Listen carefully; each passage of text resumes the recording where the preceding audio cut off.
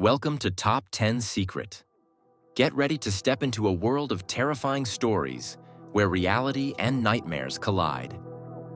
In today's video, we're diving into the top 10 most chilling horror stories, guaranteed to send shivers down your spine and haunt you long after the night falls.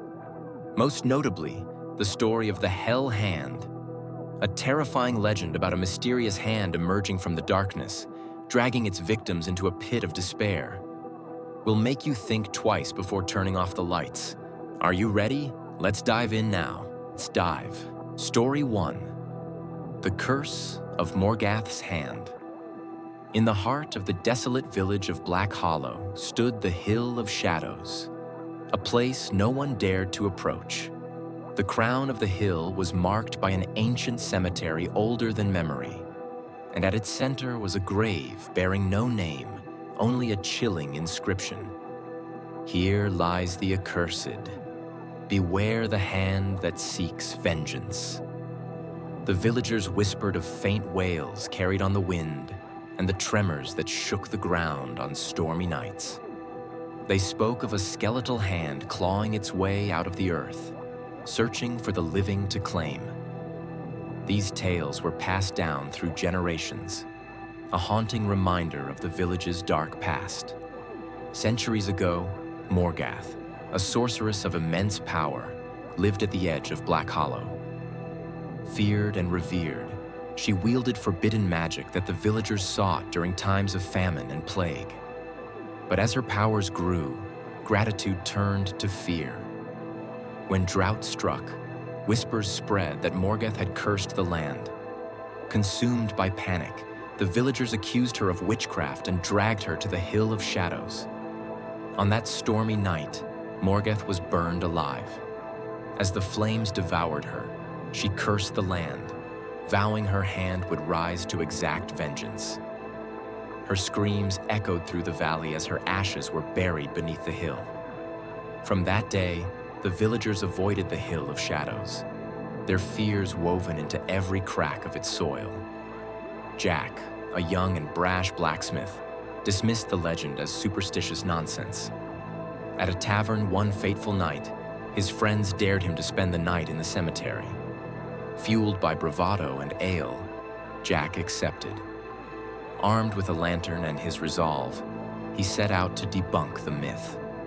The journey to the hill was treacherous, the path winding through gnarled trees that seemed to close in around him.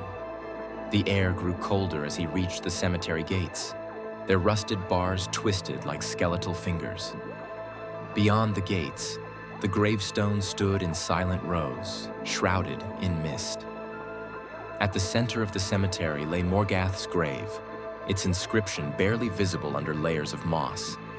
Jack approached the grave and raised his lantern. "Beware the hand that seeks vengeance," he read aloud, scoffing. What a load of rubbish. He kicked the grave for good measure, laughing into the still night. But the laughter faded as the ground beneath him trembled. The lantern flickered, and a low, guttural moan rose from the earth. The soil cracked, and from the darkness emerged a skeletal hand, grotesque and covered in blackened roots. Its claws gleamed in the dim light as it reached skyward, grasping for freedom. Jack froze, his bravado replaced by terror as the hand clawed its way higher, dragging a decayed forearm with it. A voice, guttural and filled with malice, echoed from the grave. "Who disturbs my rest?" Jack turned to run, but the hand shot forward, its claws sinking into his ankle. He screamed as an icy chill spread through his body, rooting him to the spot. The ground opened wider, revealing the upper body of Morgath's spirit. Her skeletal face twisted into a malevolent grin, her empty eye sockets glowing with crimson light. "You have awakened me," she hissed. "Now you shall take my place." Jack struggled, but Morgath's grip was unrelenting. Shadows swirled around them, forming grotesque faces that mocked his terror. The villagers' warnings rang in his ears as her laughter filled the air. The ground beneath the grave split open, revealing a chasm of darkness. Screams echoed from its depths, the voices of countless souls Morgath had claimed. Jack's cries joined them as he was dragged into the abyss. The next morning, the villagers found the cemetery in disarray. Morgath's grave appeared untouched, but a new inscription had been carved into the stone. Another fool joins the damned. Jack was never seen again, but strange occurrences plagued the village in the days that followed. The blacksmith's forge burned with unnatural fire, and his tools were found twisted beyond recognition. The curse of Morgath's hand grew stronger. On stormy nights, the ground would quake, and the skeletal hand would rise again, searching for its next victim. Over time, the villagers abandoned Black Hollow, leaving it to the shadows and the legend that haunted it. Years later, Evelyn, an ambitious historian, ventured to Black Hollow, drawn by the tale of Morgath. She found the Hill of Shadows overgrown and silent. As she approached the grave, the air grew cold, and the wind carried a guttural moan. The soil cracked, and from the darkness emerged the skeletal hand, now larger and more grotesque than ever. Evelyn's scream echoed through the night as Morgath's voice whispered, "You too shall join the damned." Her fate sealed, Evelyn became another victim of the curse. The legend of Morgath's hand endured, a chilling reminder of the price of disturbing the dead. The Hill of Shadows remains a place of dread, its secrets buried in cursed soil. Somewhere beneath the twisted roots and cracked tombstones, Morgath waits, her laughter echoing through the darkness, ever hungry for the next soul foolish enough to approach.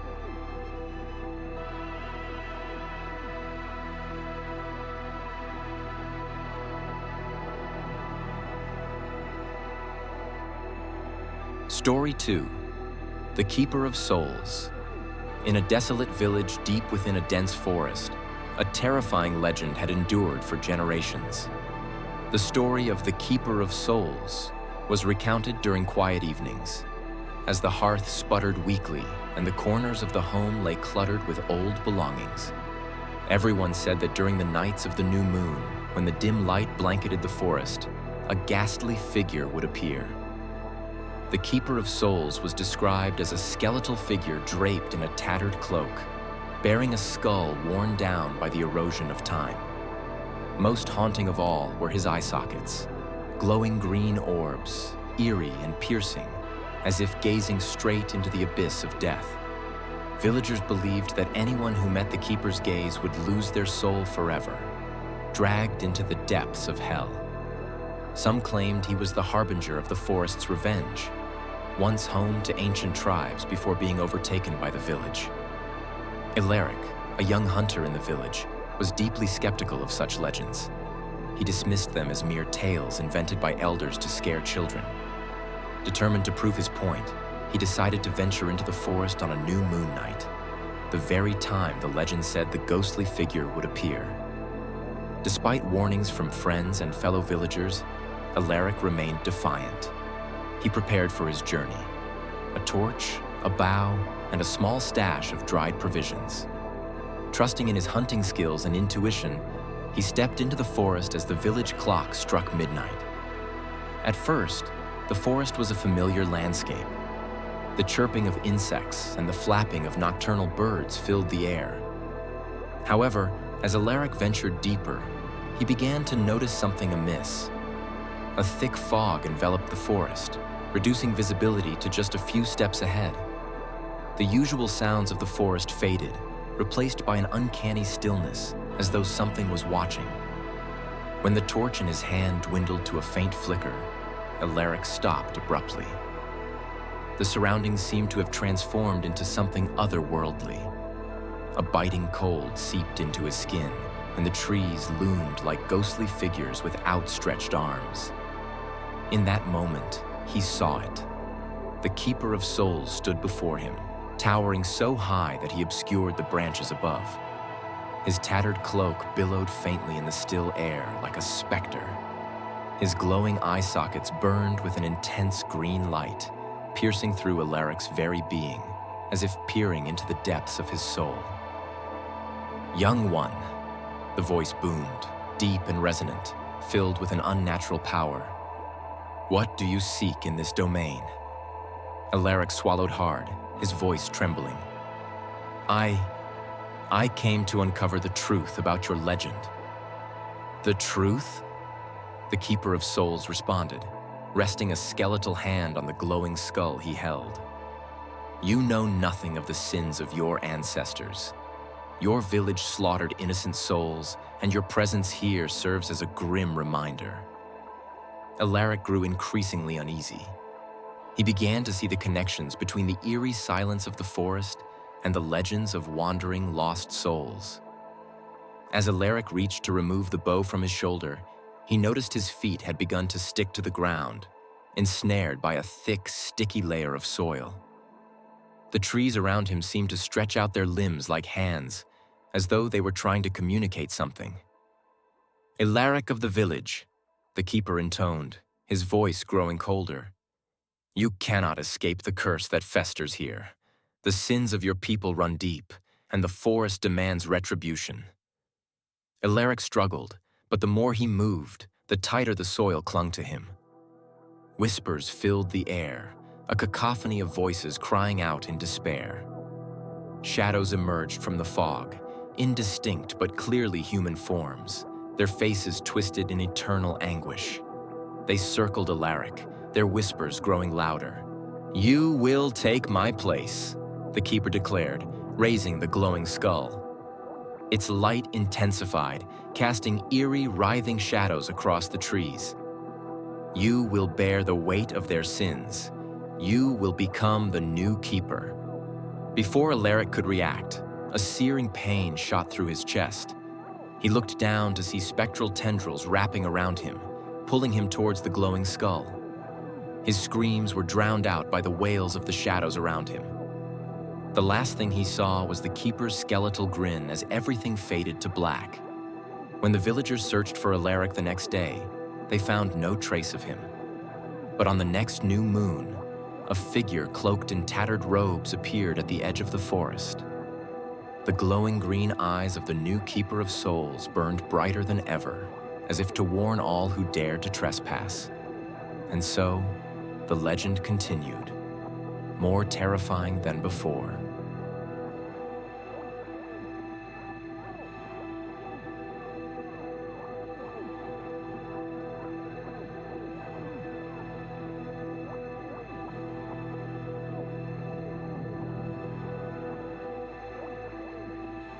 Story 3. The Curse of the Wailing Phantom. In a remote village nestled on the edge of a desolate forest, there lay an ancient graveyard cloaked in legend. Known to the locals as the Cemetery of Whales, it was said to be haunted by a vengeful spirit, the Wailing Phantom. For centuries, villagers avoided the graveyard, especially on nights when the full moon bathed the tombstones in pale light. The phantom, they claimed, was the tormented soul of a witch named Lilith, executed long ago for dark sorcery and unholy pacts. Her screams, they whispered, echoed through the graveyard, calling to the living foolish enough to trespass. Margaret, a young woman of the village, scoffed at the tales. She dismissed the villagers' superstitions as mere campfire stories, but deep down, curiosity burned within her. Determined to uncover the graveyard's secrets, Margaret resolved to visit it on the next full moon. Armed with only a lantern and her resolve, she ventured into the night. The evening was heavy with silence as Margaret stepped onto the cobblestone path leading to the cemetery. Her lantern flickered, casting eerie shadows that danced across the ancient iron gates. A chill wind howled, carrying with it a faint, mournful wail. As she pushed open the creaking gates, rows of weathered tombstones stretched out before her, shrouded in a thick, ghostly mist. Deeper into the graveyard, the air grew heavier, and her lantern's light seemed to wane, swallowed by the encroaching gloom. Tombstones appeared older, their inscriptions eroded by time. A faint hum began to rise. so subtle at first that Margaret dismissed it as her imagination. But as she pressed on, the sound grew louder, morphing into a chilling wail that seemed to echo from every direction. The sound was unlike anything she had ever heard, a blend of despair, fury, and sorrow that chilled her to the bone. The villagers' warnings echoed in her mind as the spectral sound intensified. She paused near a particularly ancient tombstone, its surface covered in moss. Her lantern cast flickering shadows over the carved words. "Beware those who awaken the slumbering wrath." Before she could process the cryptic message, the wail transformed into laughter, a bone-chilling guttural sound that made her blood run cold. "Who's there?" Margaret called out, her voice trembling. The laughter ceased, replaced by an eerie silence. Then, from the mist, a figure emerged. Towering and skeletal, it wore a tattered cloak that fluttered unnaturally in the still air. Its face was a hollow skull, its eye sockets glowing with an unearthly blue light. The phantom raised a bony hand, pointing directly at her. "You dare trespass on my domain," the phantom hissed, its voice a haunting blend of rage and sorrow. Margaret's feet refused to move, rooted to the ground by an overwhelming sense of dread. But when the phantom surged toward her with unnatural speed, instincts took over and she bolted. The graveyard seemed to shift around her as she ran, the tombstones looming like jagged teeth, and the ground beneath her feet feeling unstable. Shadows danced in the corners of her vision, and spectral hands clawed at her from the fog. Margaret stumbled and fell, the lantern slipping from her grasp and shattering against a gravestone. Darkness enveloped her, broken only by the phantom's piercing blue eyes.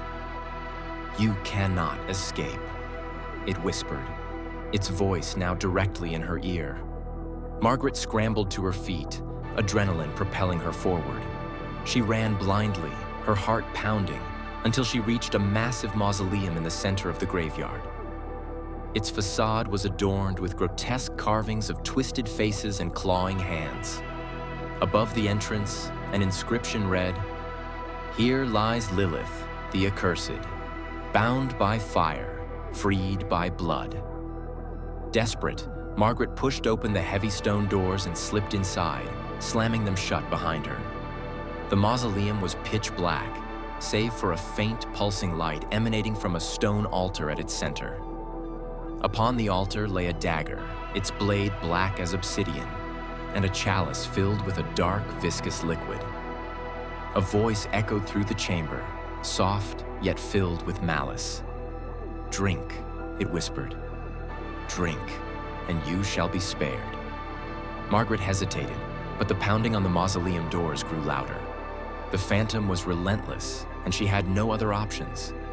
With trembling hands, she lifted the chalice and drank. The liquid burned as it slid down her throat, and she collapsed to the floor, writhing in agony. Her vision blurred, and her body felt as though it were being torn apart from the inside. The voice returned, now laughing cruelly. "Foolish girl, you have set me free." The doors burst open, and the phantom entered, but it stopped short. The blue light in its eyes dimmed, replaced by a flicker of fear. From the altar, a figure began to rise. It was Lilith, her form no longer skeletal but horrifyingly human. Her eyes burned with a crimson light, and her smile revealed rows of razor-sharp teeth. Margaret tried to scream, but no sound came. Her body was paralyzed, her mind a storm of terror. Lilith turned to her, laughing softly.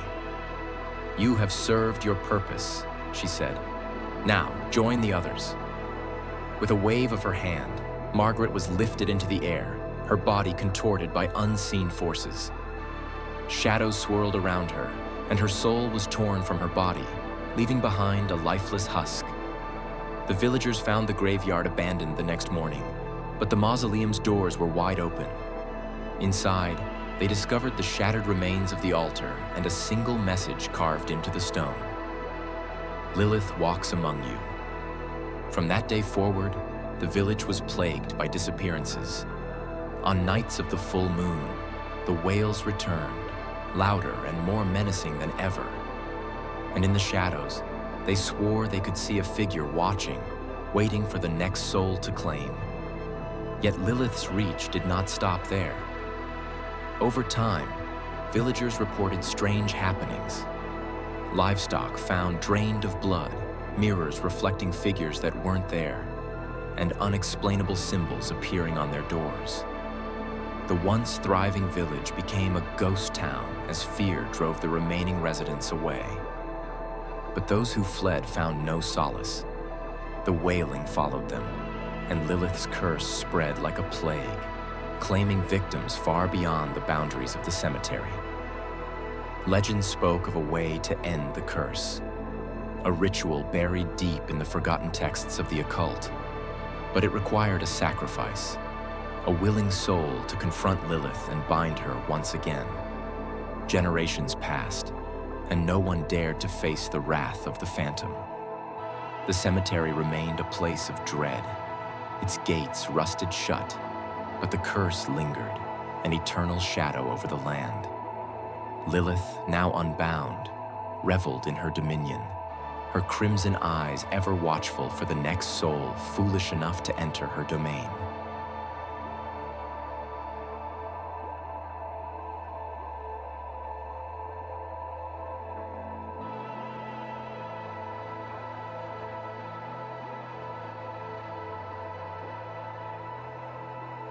Story 4. The Reign of the Blood Sovereign. Deep within the uncharted wilderness, far from the light of civilization, stood the legendary Temple of Crimson Souls. Erected thousands of years ago by an ancient and forgotten cult, the temple was said to be a portal to a dark and terrible power. A power known as the Blood Sovereign. Whispers of this being were woven into the fabric of humanity's darkest myths, describing a godlike entity born of hatred, vengeance, and endless suffering. It was said that the Blood Sovereign ruled over a realm of perpetual blood, where the damned screamed eternally in rivers of crimson. The cult that built the temple believed in the promise of ultimate power. They conducted unspeakable rituals, offering the blood of the innocent to summon the Blood Sovereign. Legends claimed that during the cult's final ceremony, the deity had indeed risen. But its arrival unleashed such unimaginable horror that it obliterated the cult and sealed itself back into the temple. Over time, the temple was buried by the forest, its horrific past forgotten by most. However, legends and power always find a way to resurface. Centuries later, the temple was unearthed by accident. An expedition led by renowned archaeologist Dr. Evelyn Carruthers stumbled upon the site while exploring ancient ruins. Evelyn was a pragmatic woman who dismissed folklore and legends as mere superstitions. She believed the temple held historical treasures, not the gateway to an ancient god. The temple's entrance was a towering stone archway engraved with grotesque depictions of writhing figures and rivers of blood. Above the arch, an inscription read, "The price of power is eternal servitude." Despite the warnings of her team, Evelyn pressed forward. She felt an inexplicable pull toward the temple, as though it was calling to her. Inside, the air was thick and damp, carrying the metallic scent of blood even after millennia. The walls were adorned with carvings depicting horrifying rituals, figures bound and sacrificed, their blood funneled into a massive stone basin at the center of the chamber. The basin itself was intact, its edges darkened as though stained by countless offerings. At the far end of the chamber stood a towering statue of the Blood Sovereign. The figure was monstrous, with multiple arms holding skulls, claws outstretched, and an expression of malevolent ecstasy. Around the statue's feet, hundreds of carved skulls seemed to watch, their hollow eyes filled with silent malice. Evelyn's team urged her to leave, but she was captivated by the eerie beauty of the temple. She ordered her team to document every inch of the chamber, determined to uncover its secrets. But as the hours passed, a growing unease settled over the group. Shadows seemed to shift on their own, and faint whispers echoed through the corridors, too quiet to understand, yet impossible to ignore. One evening, as Evelyn studied the carvings alone, she discovered a hidden passage beneath the statue. It led to a smaller chamber containing an ancient scroll and a ceremonial dagger. The scroll detailed the ritual of ascension, a process to summon the Blood Sovereign and gain its favor. The instructions were precise. Blood must be spilled into the basin under the light of a blood moon. Evelyn's rational mind rejected the idea, but the scroll's allure was irresistible. That night, as her team slept, she returned to the chamber and placed the scroll on the altar. The air grew heavier, and the faint whispers turned into a low, rhythmic chant. Against her better judgment, Evelyn cut her palm with the ceremonial dagger and let her blood drip into the basin. The temple reacted instantly. The carvings on the walls began to glow, and the blood in the basin started to bubble and overflow. The chanting grew louder, filling the chamber with an otherworldly cacophony. Evelyn stumbled back as the statue of the Blood Sovereign began to move. Its eyes glowed a deep crimson, and its multiple arms unfurled, releasing a torrent of blood that cascaded down the altar and flooded the chamber. The Blood Sovereign emerged from the statue, its form shifting between a humanoid figure and a monstrous mass of sinew and bone. Its eyes burned with an unnatural light, and its voice echoed like 1,000 screams. "Who dares awaken me?" it demanded, its tone both enraged and amused. Evelyn could not speak, her body frozen in terror. The Sovereign's gaze fell upon her, and it smiled, revealing rows of jagged teeth. "Ah, a mortal seeking power. How predictable. Do you understand the price of what you've done?" Before Evelyn could respond, the Sovereign extended one of its claws, piercing her chest. She screamed as her blood was drawn into the creature's body, her life force fueling its resurrection. Her screams echoed throughout the temple as her body crumpled to the ground, lifeless. With its power restored, the Blood Sovereign unleashed its wrath upon the world. The temple became a nexus of darkness, spreading corruption and chaos. Rivers turned red, the sky darkened, and those who dared approach the temple were consumed by a tide of blood. The Sovereign's followers, souls it had enslaved over millennia, emerged as spectral entities, hunting the living and dragging them back to the temple. Nearby villages fell first, their inhabitants slaughtered or transformed into twisted abominations. Survivors reported seeing blood flowing through the streets like rivers, carrying with it the cries of the damned. The land surrounding the temple became barren, the soil blackened and incapable of supporting life. As the Sovereign's influence spread, entire cities were abandoned, their populations fleeing in terror. The Blood Sovereign's minions, spectral and horrifying, roamed the earth in search of new victims. Those who attempted to fight back found their weapons useless, as the Sovereign's power turned their own blood against them, causing their veins to rupture and their bodies to collapse into puddles of crimson. Governments fell, and humanity descended into chaos. The few remaining survivors whispered of a monstrous figure sitting atop a throne of skulls in the temple's heart, laughing as it watched the world collapse. The Sovereign's reign seemed unstoppable, its hunger for blood insatiable. Years passed, and humanity's numbers dwindled. A group of survivors, led by a young woman named Mira, discovered Evelyn's journal among the ruins of her camp. The journal detailed the ritual and hinted at a way to seal the Blood Sovereign once more. A willing sacrifice of pure blood at the heart of the temple. Mira and her companions journeyed to the temple, braving the horrors that surrounded it. One by one, they fell to the Sovereign's minions until only Mira remained. She reached the basin, her heart pounding as the Sovereign's voice filled the chamber. "Another fool comes to die," it mocked, its form towering above her. With trembling hands, Mira drew the ceremonial dagger and plunged it into her chest, letting her blood spill into the basin. The Sovereign screamed as the temple began to collapse, its power unraveling. Mira's sacrifice sealed the entity back into its prison, but at a terrible cost. The land around the temple remained tainted, a desolate wasteland where nothing could grow. The story of the Blood Sovereign became a legend, a cautionary tale told to warn against the dangers of ambition and the price of power. Yet, deep within the ruins of the temple, the blood-stained basin remains, waiting for the next soul foolish enough to awaken the darkness. Whispers in the wind warn of its return, and the crimson moon that rises every century serves as a reminder that some evils are never truly vanquished.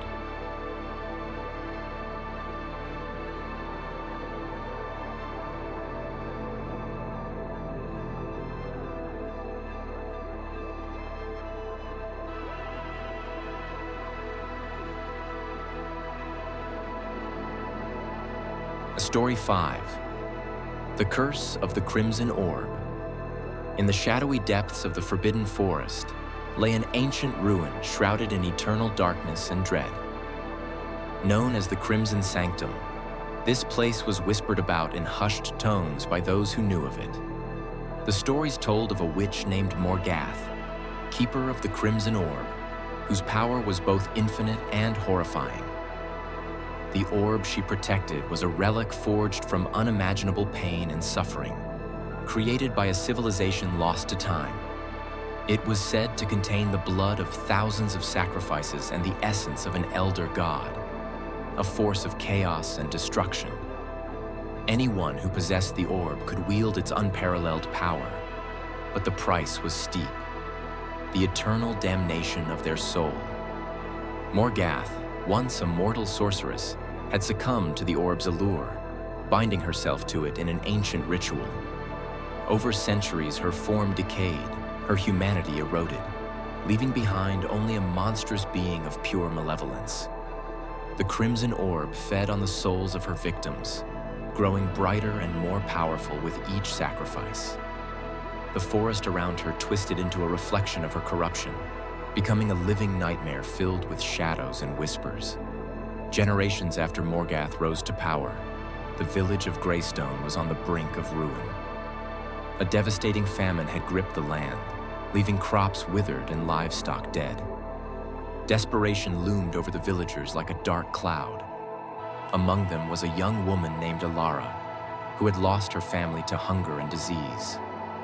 Driven by the need to save her people, she turned to the forbidden legends of the Crimson Sanctum, believing Morgath's power might hold the key to salvation. The villagers pleaded with her not to go, recounting stories of those who had entered the Forbidden Forest and never returned. But Alara's determination was unshakable. Armed with little more than a lantern, a dagger, and an iron pendant for protection, she ventured into the forest, her heart pounding with fear and resolve. The journey was harrowing. Shadows moved with a life of their own, and the air grew colder with each step. The trees seemed to whisper her name, their gnarled branches reaching out like skeletal fingers. Time lost meaning in the oppressive darkness, but eventually, she reached the Crimson Sanctum. The ruin was a massive, foreboding structure, its entrance flanked by crumbling statues of grotesque figures. The doors were carved with scenes of suffering: writhing bodies, rivers of blood, and a towering figure holding a glowing sphere. Summoning every ounce of courage, Alara pushed open the heavy doors, her lantern casting flickering light into the abyss. Inside, the air was thick with the stench of decay. Ancient runes lined the walls, glowing faintly as though alive. At the center of the chamber rested the Crimson Orb on a pedestal of bone, its sickly red light bathing the room. Standing behind it was Morgath. The witch was a terrifying sight. Her skin was as pale as ash, marked with runes that writhed like living creatures. Her eyes burned crimson, and black tears streaked her hollow cheeks. Clawed hands cradled the orb, and her voice, when she spoke, was a haunting melody that echoed with malice. "A mortal comes to beg," Morgath sneered, her lips curling into a cruel smile. "What would you sacrifice for salvation?" Alara fell to her knees, trembling but resolute. "My village is dying," she said. "I'll give anything to save them, Morgath laughed, a sound that resonated through the stones. "Anything?" she mocked, stepping closer. "Your soul, child. That is the price. Offer it to the orb, and I will grant your wish." Alara hesitated, the weight of the choice pressing down on her. But the memory of her starving brother and the cries of her people drowned out her fear. "Take it," she whispered. Morgoth raised the orb high, and the room was flooded with blinding red light. Shadows danced across the walls, and the runes on her skin flared brightly. She began to chant in an ancient guttural tongue. The air grew heavier, and Alara felt herself lifted into the air, as though invisible hands were holding her. The orb's glow intensified, and Alara screamed as an unbearable heat coursed through her veins. Her life force was drawn from her body, a crimson stream that flowed into the orb. She could feel her soul unraveling, fragments of her essence consumed by the orb's insatiable hunger. When the ritual ended, her lifeless body crumpled to the ground.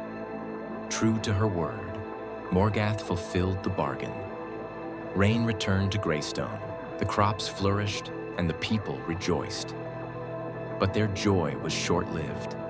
At night, they were plagued by visions of Alara's face, her silent screams echoing in their dreams. The price of their salvation had been far greater than they could bear. With each sacrifice, the crimson orb grew stronger. Its light became brighter, more alluring, drawing the desperate and the ambitious to the sanctum. Morgath's influence spread like a disease, corrupting the forest and its surroundings. The whispers grew louder, the shadows more aggressive, and the forest became a labyrinth of horror.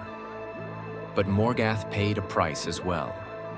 The orb's hunger was endless, and its whispers began to consume her mind. She became a prisoner of the very power she had sought, her sanity unraveling as the centuries passed. One fateful night, a sorcerer named Kyle, driven by vengeance, ventured into the sanctum. He had lost his family to Morgath's minions and sought to destroy the orb. Kale carried a relic said to nullify the orb's power. A shard of pure light forged in an age long forgotten.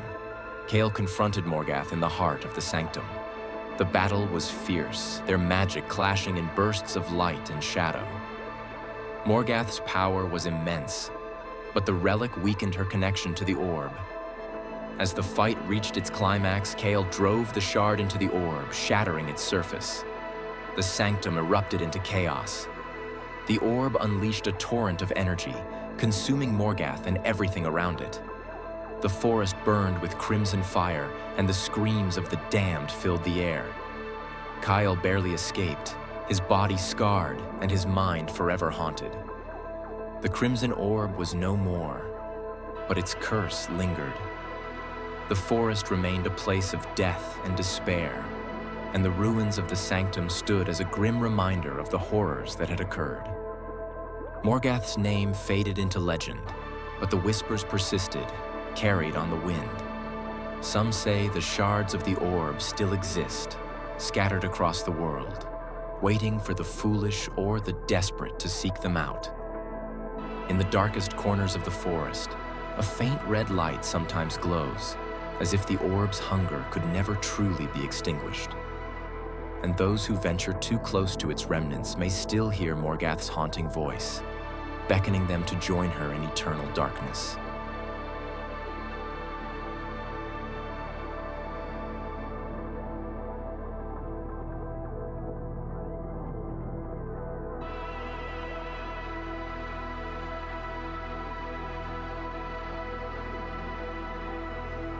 Story 6, The Curse of the Bone Bride. In the quiet town of Ashwood, nestled on the edge of the Appalachian Mountains, an ancient cemetery known as the Bone Fields cast a long shadow over the community. For generations, the Bone Fields had been shunned, its iron gates rusted shut and its gravestones weathered by time. Local legends warned of a horrific specter that roamed the graveyard. A skeletal bride with hollow eyes and twisted horns, draped in a decaying wedding gown. She was known as the Bone Bride, a creature of vengeance and despair. The story of the Bone Bride was passed down through the generations, whispered in hushed tones around campfires. It was said that she was once a woman named Lillian Carter, a vibrant beauty from the late 1800s who had been betrayed on her wedding night. Her life ended in tragedy, her love story twisted into an eternal curse. Now she prowled the bone fields, searching for souls to claim and dragging them into her world of eternal torment. Lillian had been the pride of Ashwood, a kind-hearted young woman engaged to marry Jonathan Harper, the wealthy heir to a timber fortune. Their wedding was the talk of the town, and everyone anticipated the grand celebration. But Lillian harbored a secret. She was in love with another man, a humble blacksmith named Matthew Grayson. The two had been meeting in secret, dreaming of a life far from the constraints of society. On the eve of her wedding, Lillian planned to elope with Matthew, but their plans were discovered by Jonathan, who was driven by jealousy and rage. Jonathan confronted Matthew in the woods near the bone fields, where a violent altercation ensued. The next morning, Matthew's lifeless body was found hanging from an ancient tree in the cemetery, a noose of barbed wire around his neck. Lillian was devastated. Forced to go through with the wedding, she stood at the altar, her heart shattered. But as Jonathan placed the ring on her finger, Lillian pulled a knife from her bouquet and plunged it into his chest. The guests screamed in horror as she fled the church, disappearing into the bone fields. 3 days later, her body was discovered in the cemetery, her gown soaked in blood. Her face had decayed unnaturally fast, and her hands were twisted into claws. The townsfolk buried her in an unmarked grave, hoping to forget the horrors that had unfolded. But forgetting was impossible, for the bone fields had been cursed. It began with whispers in the wind, faint and mournful, carrying Lillian's name. Then came the sightings, a skeletal figure with horns, moving silently among the graves. Those who ventured too close to the bone fields at night often did not return. And when their bodies were found, their faces were contorted in terror, their eyes missing, and their hearts carved out with precision. The bone fields became a place of dread, avoided by all but the most foolhardy. But the curse was not confined to the cemetery. On nights of the full moon, Lillian's laughter could be heard echoing through the town, and her shadow was seen creeping along the walls of the oldest buildings. Children were warned to never wander too far, and families nailed iron crosses to their doors for protection. In the spring of 1997, a historian named Dr. Ethan Caldwell arrived in Ashwood. A professor at Boston University, Ethan had spent his career debunking urban legends and ghost stories. When he heard of the Bone Bride, he was intrigued. He believed the tale to be a fabrication, a reflection of small-town superstition, and resolved to investigate. Ethan rented a room at the local inn and spent his days interviewing the townsfolk. Most were reluctant to speak, but an elderly woman named Martha Holloway finally relented. Martha, whose great-grandmother had witnessed Lillian's death, told Ethan everything. The forbidden love, the betrayal, and the horrifying aftermath. She warned him to stay away from the bone fields, but Ethan dismissed her concerns. To him, the curse was nothing more than a psychological phenomenon born of collective guilt. On the night of a full moon, Ethan packed his journal, a flashlight, and a camera, and made his way to the bone fields. He carried a silver crucifix, a gift from his grandmother, though he didn't believe in its power. As he reached the cemetery gates, the air grew cold, and a thick mist rolled in. The iron gates creaked open as if inviting him inside. The cemetery was silent, save for the sound of Ethan's footsteps crunching on dead leaves. The gravestones loomed like sentinels in the fog, their inscriptions worn away by time. Ethan felt an unshakable unease, but his curiosity pushed him forward. He reached the center of the graveyard, where an ancient oak tree stood, a tree marked by the scars of countless hangings. As Ethan raised his camera to take a photograph, the temperature plummeted. The mist thickened, and the faint sound of laughter echoed through the air.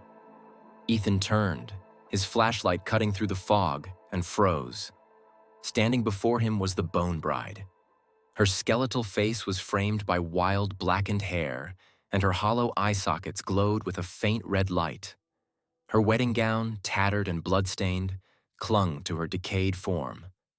Her horns curled upward like the branches of a dead tree, and her clawed hands twitched with anticipation.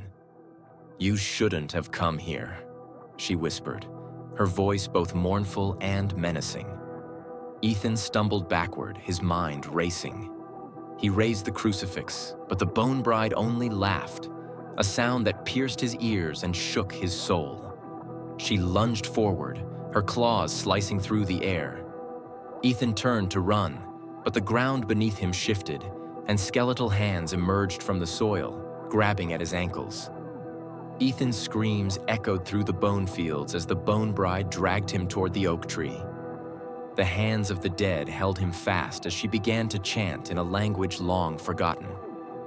The tree's branches twisted and writhed, forming a noose of shadow and bone. Ethan struggled, but it was futile. "You sought the truth," she said, her voice a hiss. "Now you will join the story." With a final scream, Ethan was lifted into the air and hanged from the tree.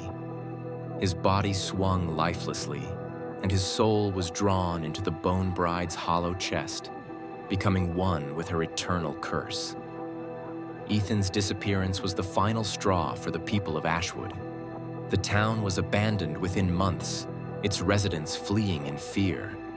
The bone fields were left to the ghosts, and the forest grew wild around it, reclaiming the land. But the Bone Bride's curse did not end. Travelers who strayed too close to the overgrown cemetery reported hearing laughter in the wind and seeing a shadowy figure among the trees. Some claimed to see a skeletal bride beckoning them to join her, her hollow eyes glowing in the darkness. To this day, the bone fields remain a forbidden place, a relic of a love story turned nightmare. And on nights of the full moon, when the wind howls through the Appalachian Mountains, those who dare to listen may still hear the Bone Bride's haunting laughter, echoing through the centuries as she waits for her next victim. The town of Ashwood faded into history, but the legend of the Bone Bride grew. In modern times, paranormal investigators and thrill seekers ventured into the bone fields, drawn by the tales of Lillian Carter. Most of them disappeared without a trace, leaving behind only fragmented recordings of chilling laughter and screams. The legend became a symbol of humanity's fascination with the macabre, a warning of what happens when love turns to vengeance, and vengeance turns to eternal damnation. Even now, when the moon is full and the forest is silent, those brave enough to walk the Appalachian trails speak of a chilling presence. They whisper of the Bone Bride's hollow voice calling out to them, promising to reveal the truth of her story, for a price. Her curse endures, an eternal reminder that some tragedies are too great to fade, and some souls too broken to rest.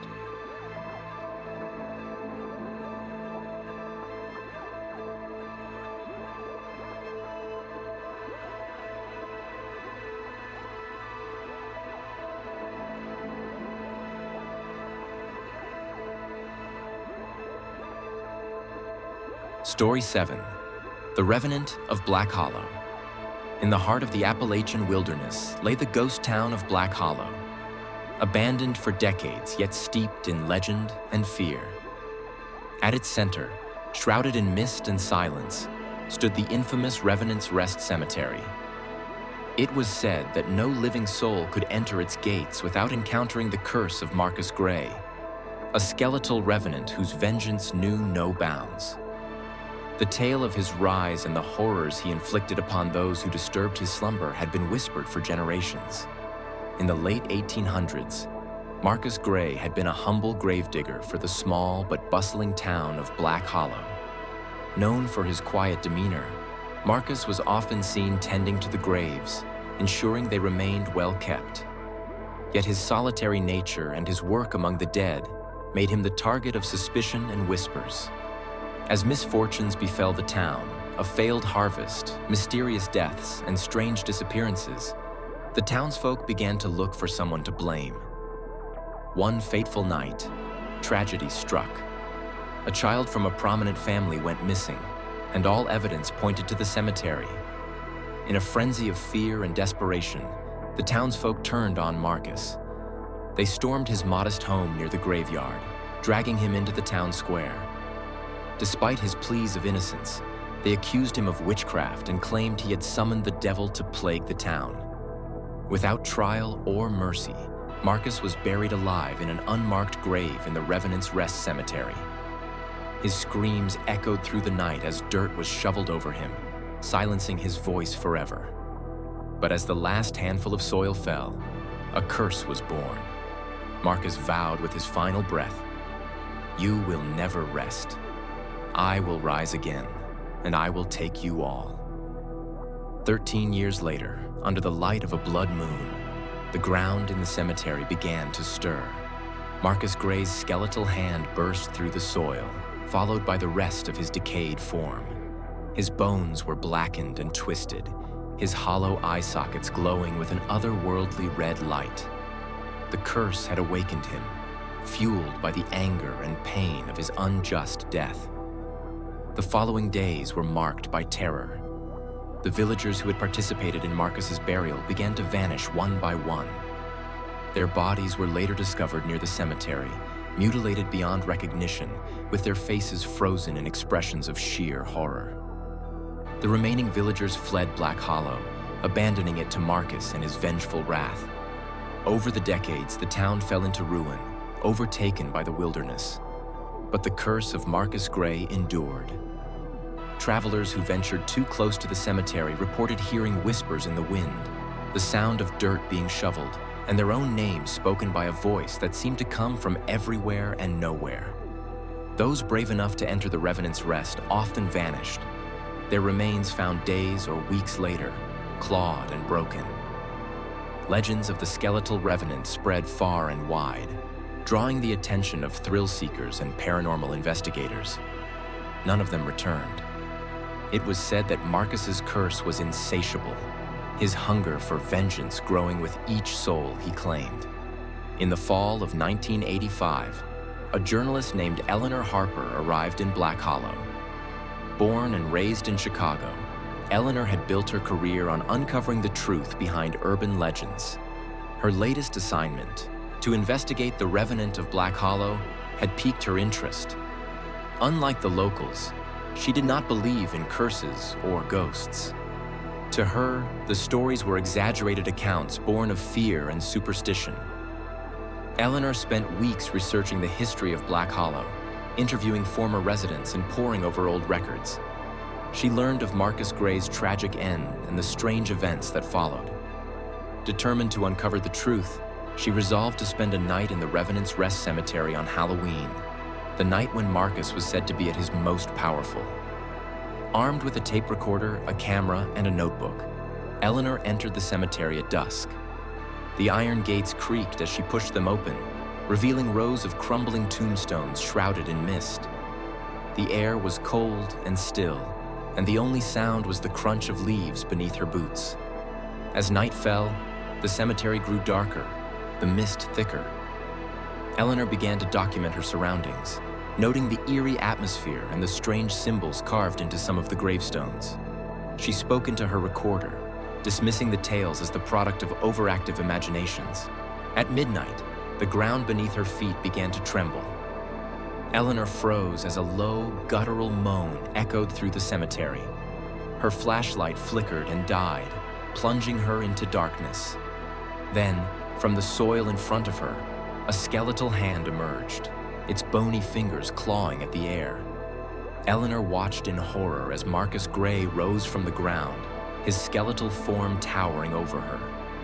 His empty eye sockets glowed with crimson light, and his jaw opened in a ghastly grin. He extended a clawed hand toward her, his voice a chilling whisper that seemed to reverberate in her mind. "You should not have come," he said.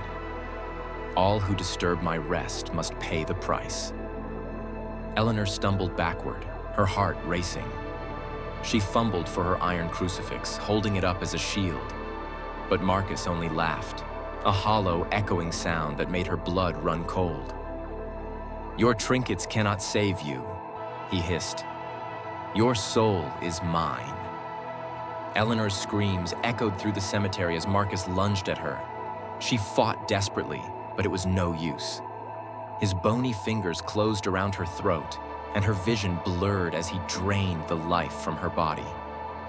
The last thing she saw was his skeletal grin, illuminated by the pale light of the moon. The next morning, Eleanor's camera and recorder were found at the gates of the cemetery.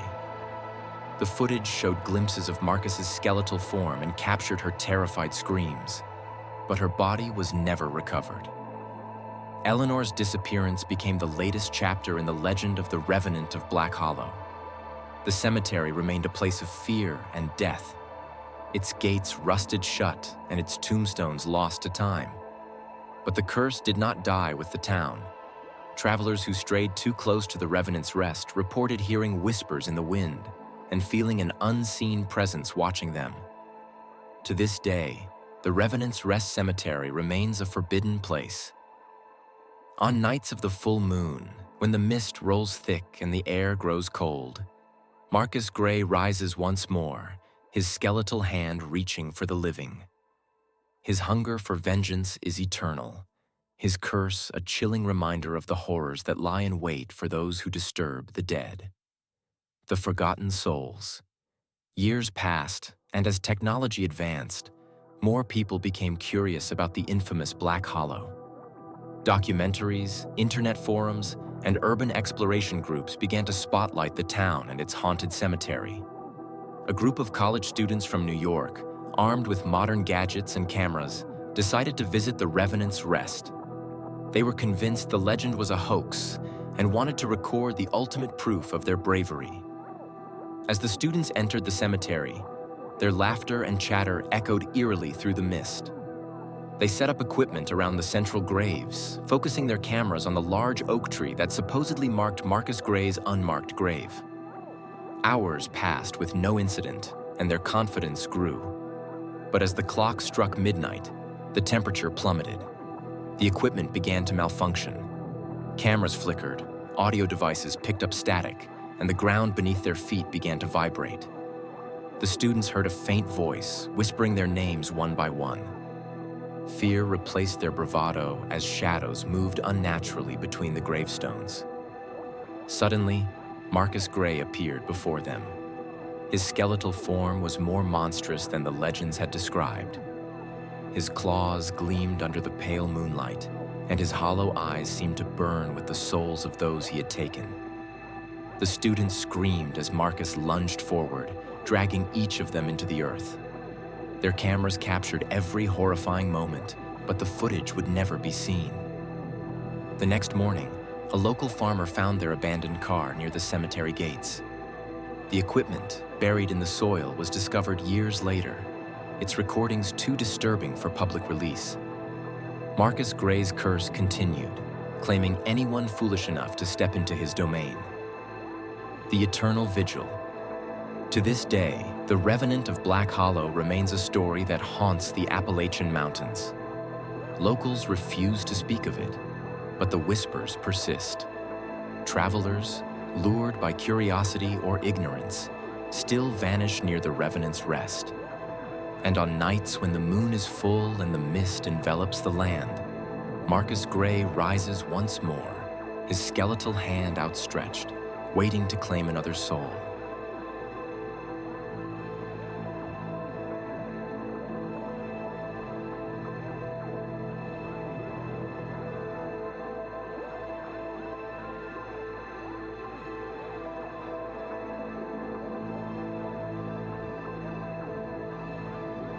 Story 8.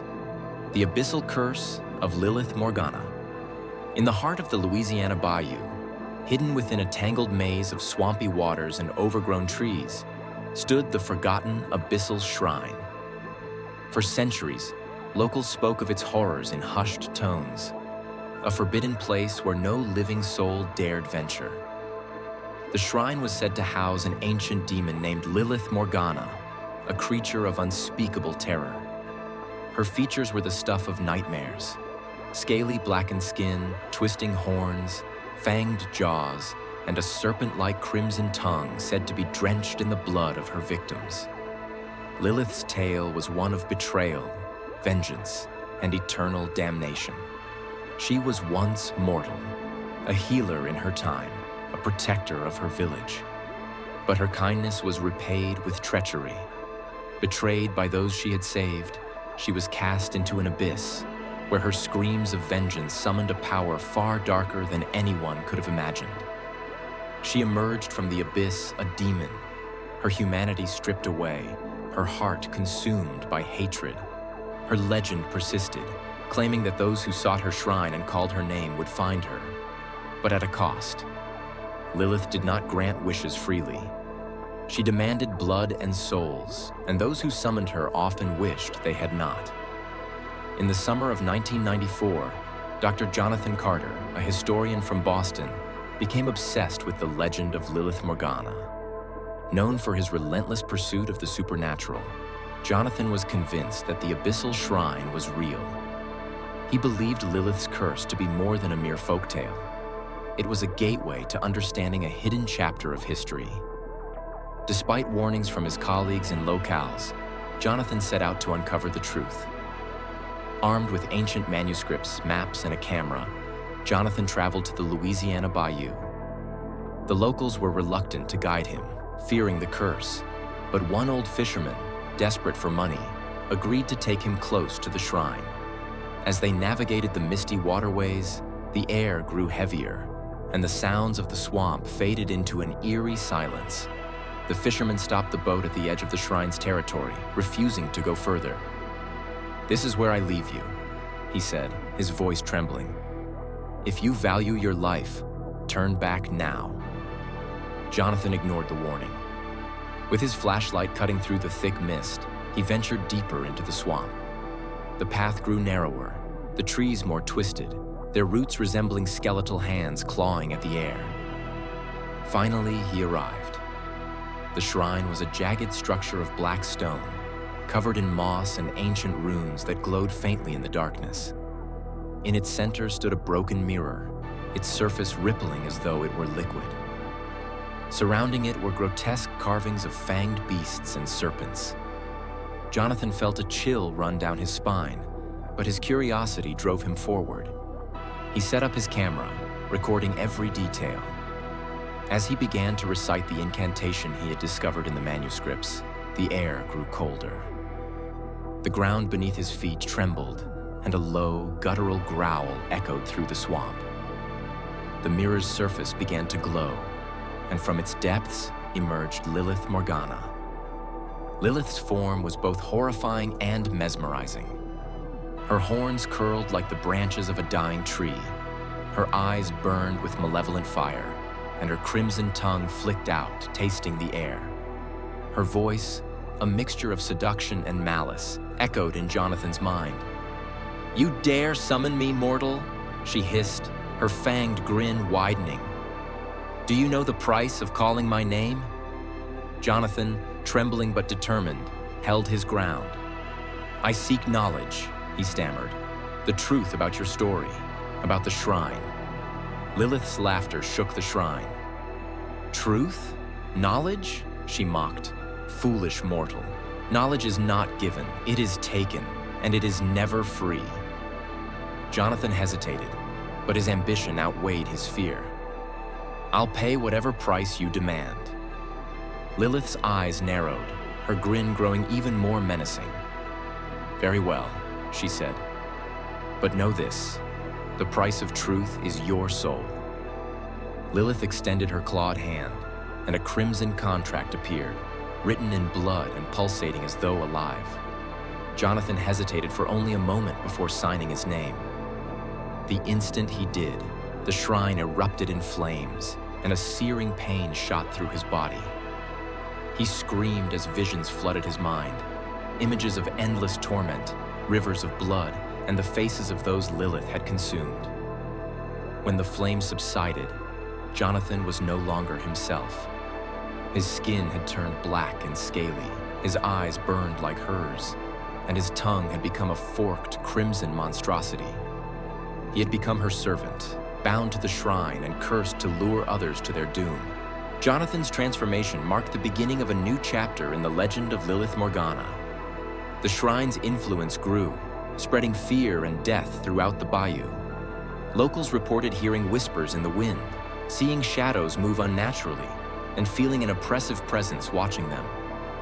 Travelers who ventured too close to the shrine often vanished, their bodies found days later, mutilated and drained of blood. Those who survived told stories of a demonic figure with glowing eyes and a serpent-like tongue, dragging its victims into the abyss.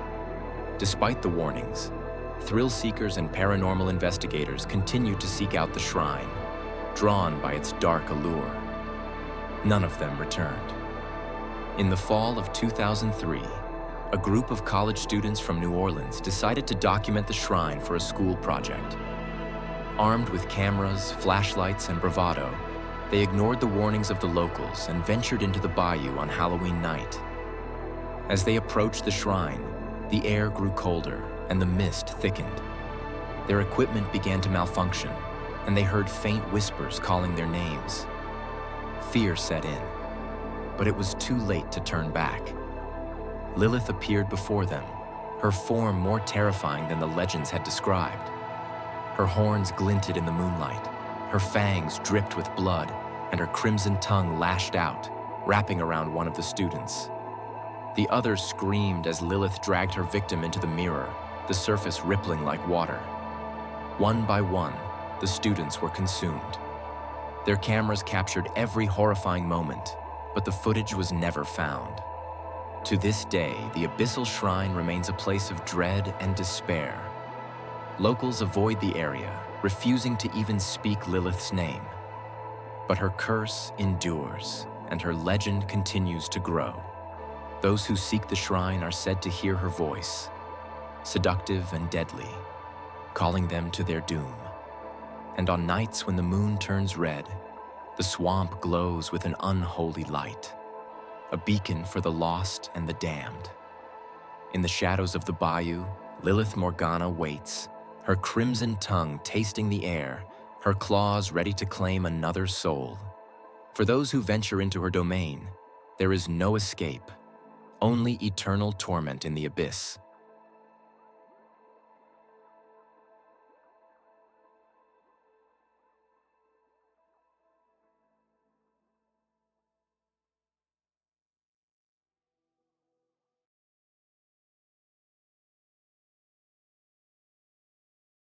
Story 9. The Curse of the Twin Brides. Nestled in the heart of the Pacific Northwest, hidden deep within an ancient forest, there existed a lake cloaked in eternal mist. Blackwater Lake. For generations, the surrounding towns whispered tales of its horrors, warning outsiders to stay far away. The lake was said to be cursed, haunted by the restless spirits of two sisters, Elena and Miranda Blackwell, known in the region as the Twin Brides of Blackwater Lake.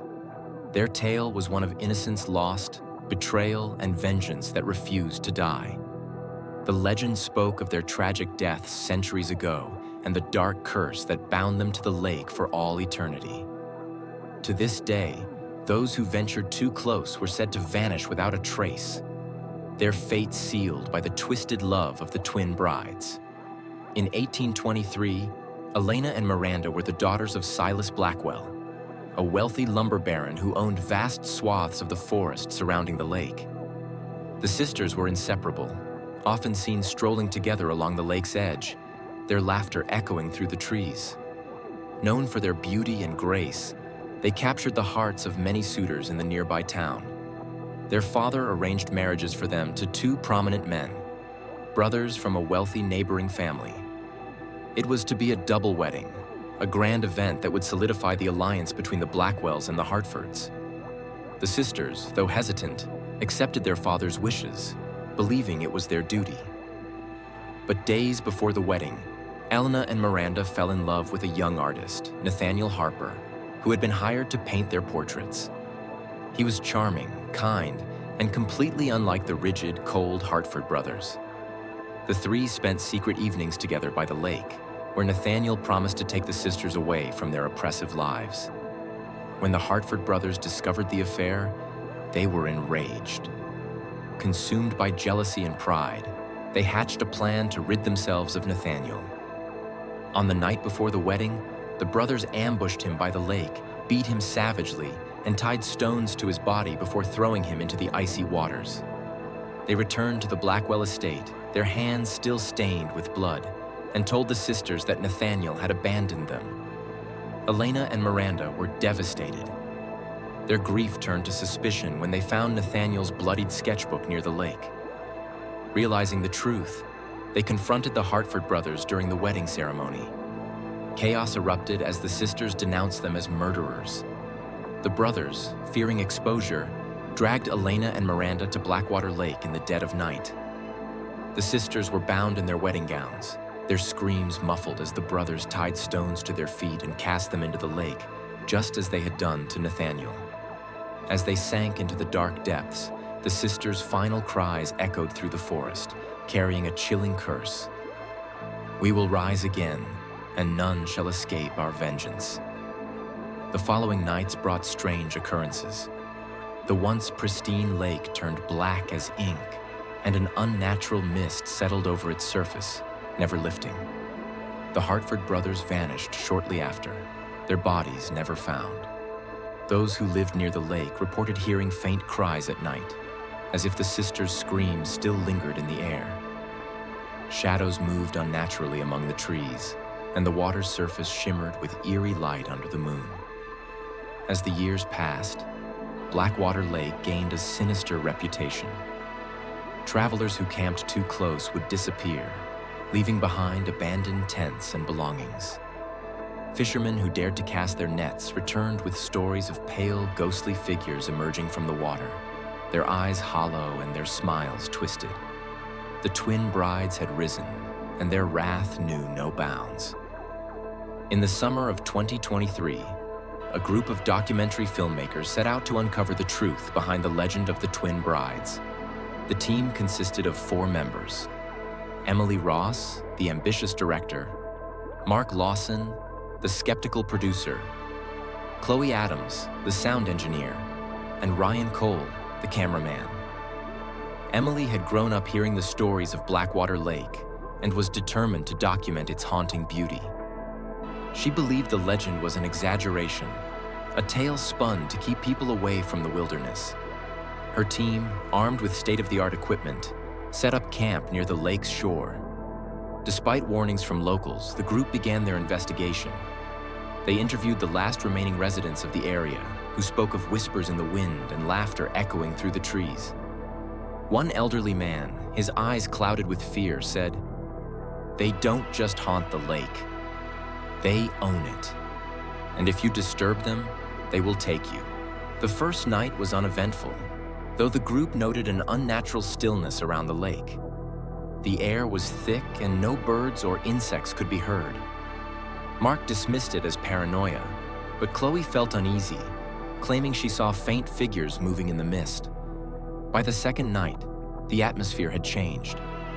The team recorded strange audio, whispers that seemed to call their names. The water rippled despite the absence of wind, and their equipment began to malfunction. Emily, determined to capture something extraordinary, insisted they stay. As midnight approached, the mist grew denser, enveloping their camp. The temperature plummeted, and the whispers turned to laughter. The group gathered by the shore, their flashlights cutting through the fog. Suddenly, the laughter ceased, replaced by an eerie silence. The water began to churn violently, and 2 figures emerged. Elena and Miranda rose from the lake, their wedding gowns tattered and clinging to their skeletal forms. Their faces, once beautiful, were now grotesque masks of vengeance, their hollow eyes glowing faintly. Black horns twisted from their heads, and their clawed hands reached toward the group. The team panicked. Mark tried to flee, but found the mist impenetrable. Chloe's screams were cut short as Miranda's claws pierced her chest, dragging her into the water. Ryan attempted to fight back, but Elna's crimson tongue lashed out, wrapping around his neck and pulling him under. Emily, paralyzed by fear, could only watch as her team was consumed. The sisters turned their attention to Emily, their twisted smiles widening. "You wanted to know the truth," Elena hissed, her voice echoing like 1,000 whispers. "Now you'll join us." Emily's final scream echoed across the lake as the sisters dragged her into the depths. By dawn, the camp was deserted, their equipment scattered along the shore. The only sign of the team was Emily's journal, its final entry scrawled in frantic handwriting. "They are real. They are waiting." Blackwater Lake remains a place of fear and mystery. Despite the disappearances, thrill seekers and paranormal enthusiasts continue to visit, drawn by the allure of the twin brides. None return. Locals report that on nights of the full moon, the lake glows with an otherworldly light, and the laughter of Elena and Miranda echoes through the forest. Their twisted forms can be seen gliding across the water, their hands reaching for the living. The curse of the twin brides endures, a chilling reminder of the horrors born from betrayal and vengeance. For those who dare to disturb the waters of Blackwater Lake, there is no escape, only an eternity beneath the surface, held in the icy embrace of the twin brides. In the years following the documentary team's disappearance, the legend of the twin brides gained international attention. Paranormal researchers, internet vloggers, and amateur ghost hunters flocked to Blackwater Lake, hoping to uncover evidence of the sisters. Some brought state-of-the-art equipment, while others relied on ancient rituals to protect themselves. None succeeded. The more people sought the lake, the stronger the curse seemed to grow. The mist spread beyond the lake's edge, creeping into nearby towns. Residents began reporting strange phenomena. Their reflections in mirrors would grin at them maliciously. Whispers would echo through empty rooms, and dreams of drowning became a common affliction. One particularly harrowing account came from a local ranger named James Holloway, who ventured near the lake during a routine patrol. He claimed to see the sisters standing on the water's surface, their eyes locked onto him. When he tried to flee, his truck refused to start, and the radio filled with static punctuated by chilling laughter. James barely escaped, but he was never the same, plagued by nightmares until he vanished one foggy morning. By 2030, the region around Blackwater Lake had been abandoned entirely.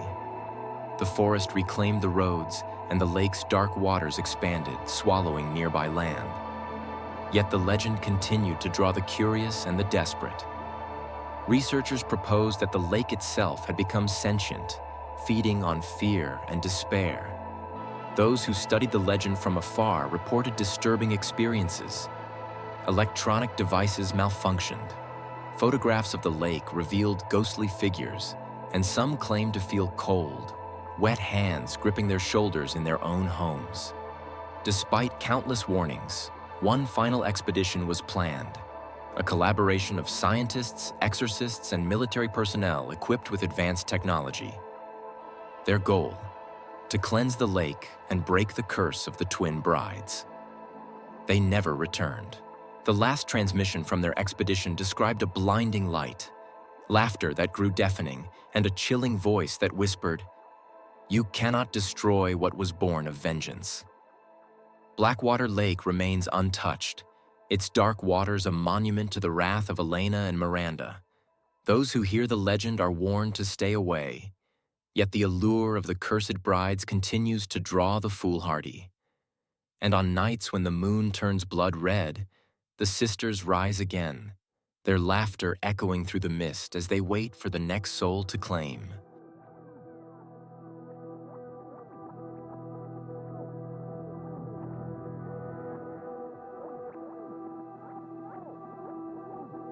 Story 20. The Eternal Curse of the Cathedral of Shadows. In the Appalachian Mountains of the United States lies a forgotten town that locals refuse to name. At its heart, perched on a craggy cliff that juts into the abyss, stands an ancient cathedral unlike any other. Its towering spires twist unnaturally toward the heavens, their jagged forms piercing through the dense fog that perpetually shrouds the area. The structure exudes a dark, otherworldly aura, its stone walls blackened as though burned in some infernal blaze. At the top of the tallest spire resides a monstrous entity, a creature of darkness and malice known only as the Winged Watcher. This cursed cathedral was once a place of worship, a sanctuary for lost souls. Now it is a monument to despair, its shadow spreading across the land. No birds fly over its steeples, no animals venture near its gates, and no human who enters its grounds ever returns. The townsfolk of the surrounding areas tell of a demon bound to the cathedral, summoned centuries ago by those who sought forbidden power. The demon, they say, has waited patiently for the day it can break free and consume the world. The story begins in the late 18th century, when a group of settlers established the town of Black Hollow. They were a devout people, guided by a charismatic preacher named Reverend Elijah Graves. Elijah promised salvation and prosperity in the wilderness, convincing his followers to build a magnificent cathedral atop the nearby cliff. They called it the Sanctuary of Divine Light, believing it to be a beacon of hope in the dark, untamed mountains. But as the years passed, Black Hollow faced one calamity after another. Crops failed, livestock perished, and strange illnesses swept through the town. Desperation turned to fear, and whispers of curses and demonic forces spread among the people. Elijah, desperate to restore faith and order, turned to ancient texts he had unearthed during his travels, texts that promised power in exchange for sacrifice. On the night of a lunar eclipse, Elijah led a secret ceremony within the cathedral. The townsfolk, unaware of his intentions, followed him into the sanctuary, where the altar had been replaced with a massive stone slab carved with arcane symbols. Elijah declared that the ritual would bring divine intervention, saving their town from ruin. But what he summoned was no angel. As the townsfolk chanted in unison, the eclipse darkened the sky until the cathedral was plunged into total darkness. The air grew heavy, and the ground beneath their feet trembled. A deafening roar erupted as the altar cracked open, revealing a pit of searing fire. From the abyss emerged a towering horned creature with massive leathery wings that stretched across the sanctuary. Its eyes burned like molten lava, and its voice was a guttural symphony of terror. "You have called me," it said, its words reverberating through the cathedral. "And now you shall serve." Elijah's triumph turned to horror as the demon unleashed its wrath. The townsfolk screamed as it tore through the congregation, its claws rending flesh and its wings casting shadows that swallowed the light. Those who tried to flee found the cathedral's doors sealed shut. By dawn, the pews were stained with blood, and the once holy sanctuary was forever tainted. The demon, now bound to the cathedral, demanded regular sacrifices to appease its hunger. It whispered to the survivors of that night, twisting their minds and bending them to its will. Black Hollow became a place of darkness, its people enslaved to the creature they had unwittingly unleashed. Over time, the town was abandoned, its streets falling silent and its buildings crumbling into ruin. Only the cathedral remained, a foreboding silhouette against the gray sky. For centuries, the cathedral stood as a warning, a cursed monument avoided by all who valued their lives. Yet its legend persisted, drawing the curious and the desperate. Some sought its forbidden power, while others were lured by whispers that promised answers to their darkest questions. None who entered ever returned. In the autumn of 2023, Dr. Ethan Cole, a historian from Boston, embarked on a journey to uncover the truth behind the Cathedral of Shadows. Ethan had spent years studying folklore and the occult, his fascination with the macabre driving him to explore the darkest corners of history. The cathedral, with its tales of demonic possession and cursed lands, was an irresistible mystery. Ethan was skeptical of the supernatural. He believed the stories of the Winged Watcher to be exaggerated tales born of fear and ignorance. Armed with a flashlight, a notebook, and a recording device, he set out to document the cathedral's history and debunk its legend. The journey to Black Hollow was grueling. The roads were overgrown, and the forest seemed alive with an oppressive presence. By the time Ethan reached the town, night had fallen, and a thick fog had descended, obscuring the cathedral from view. He set up camp near the edge of the cliff, determined to explore the structure at first light. The next morning, Ethan climbed the steep path leading to the cathedral. Its massive doors, adorned with grotesque carvings, groaned as he pushed them open. Inside, the air was cold and stale, carrying the faint metallic scent of blood. The once majestic interior was in ruins, its stained glass windows shattered, and its pews rotted away. The altar, however, remained intact, its surface scarred with the same arcane symbols described in the legends. As Ethan explored, he began to feel an unshakable sense of dread. The shadows seemed to move, twisting and writhing just beyond the reach of his flashlight. Whispers echoed through the halls, though he was certain he was alone. His recording device captured faint voices, speaking in a language he couldn't understand. Hours passed, and the fog outside thickened, dimming the light that filtered through the broken windows. Ethan decided to leave, but as he approached the doors, they slammed shut with a deafening boom. The whispers grew louder, forming words that chilled him to his core. "You should not have come." The ground beneath the cathedral began to shake, and the air filled with a deep, guttural growl. Ethan turned to see the shadows coalescing around the altar, forming a massive winged figure. The demon unfolded itself, its horns scraping the vaulted ceiling, and its glowing eyes locking onto Ethan. "You seek the truth," it said, its voice reverberating through the cathedral. "Then witness it."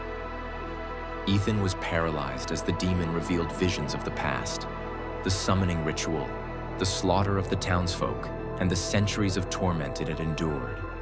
It showed him the faces of those who had entered the cathedral before him, their souls consumed and their bodies twisted into monstrous forms that served the demon's will. "You will join them," the demon hissed, spreading its wings. "Your world will know my name, and your soul will be the first of many." Ethan, realizing he had no hope of escape, made a desperate attempt to fight back. He pulled a silver crucifix from his bag, hoping the artifact would weaken the creature. The demon laughed, its voice shaking the walls. "Do you think your symbols hold power over me?" it roared. "I am beyond salvation." As the demon lunged, Ethan hurled the crucifix at the altar. To his surprise, the artifact glowed with an intense light, momentarily stunning the creature. Seizing the opportunity, Ethan fled into the labyrinthine halls of the cathedral, the demon's enraged roars echoing behind him. Ethan never made it out. Days later, his abandoned car was found near the base of the cliff, its interior covered in claw marks. His notes and recordings were discovered scattered around the cathedral's entrance, detailing his harrowing experience. The last entry in his notebook read, "It's awake. It's coming." Since Ethan's disappearance, the Cathedral of Shadows has become a beacon of terror. The demon's influence has begun to spread, its shadow creeping across the mountains and into nearby towns. People report seeing a winged figure circling the skies, its glowing eyes watching from afar. The whispers have grown louder, calling to those who dare to listen. On nights when the moon is full, the cathedral's bells toll, though no one is there to ring them. The winged watcher sits atop its spire, its wings unfurled, waiting for the day it will break free from its prison. And when that day comes, the world will tremble beneath its shadow.